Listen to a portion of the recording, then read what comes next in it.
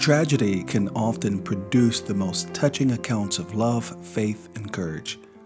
It's an old adage that light shines brightest in a dark room. This truth is clearly revealed through the gospel of Jesus Christ. His life, death, and resurrection testifies that much pain and suffering can produce exceeding joy.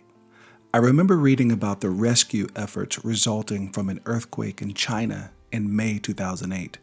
A woman was found buried under tons of debris and destruction after a building had collapsed on her. Unfortunately, when the rescue team found her, she was already deceased. But through the debris, the position in which she died could be seen. She was kneeling with her whole body in a forward position, using only her hands and knees to support her body. The rescue workers were curious and pondered, was she praying when she died? Thinking that this position was rather odd, one worker squeezed his hand through all the debris just to confirm that she was dead. He shouted a few times, using his baton to knock a few times on the bricks, but there was no response. When the crowd walked to the next building, the team leader suddenly ran back again, shouting, "Come quickly, come quickly." He went to her dead body and used all his might to feel under the woman's body. He seemed to have felt something. Then he shouted, "There's someone, there's a child still alive." After some struggle, the team of volunteers helped to clear all the debris and took the child from under her body. He was 4 months old and was wrapped in a beautiful blanket. When they removed him, he was still sleeping peacefully.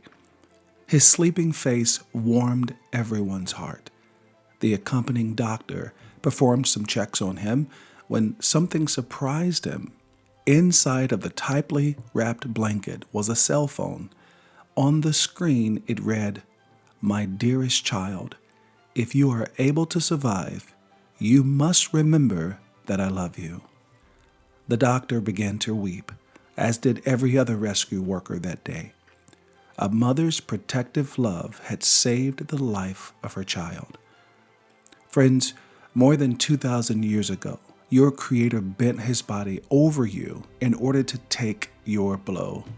We are told that He was wounded for our transgressions. He was bruised for our iniquities. The chastisement of our peace was upon Him, and with His stripes we are healed. Isaiah 53:5. His love for you motivated Him to protect you from destruction at any cost to Himself. And He too has left the reminder on record, "My child, remember that I love you." When you are tempted to think that Jesus has left your side, remember that He loves you. When you are fearful of the prospects of the future, remember that He loves you.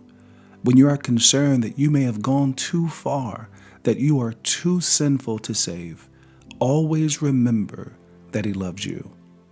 I can't help but think that after hearing about His amazing sacrifice on your behalf, you wouldn't want to thank Him. If so, why don't you join me in praying this prayer? Jesus, I want to thank you for bending over me and taking my blow on Calvary.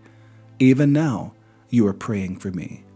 I am grateful for your kindness towards me.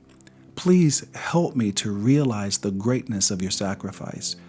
Please create in me a growing appreciation for you. Save me from myself, Lord. I believe.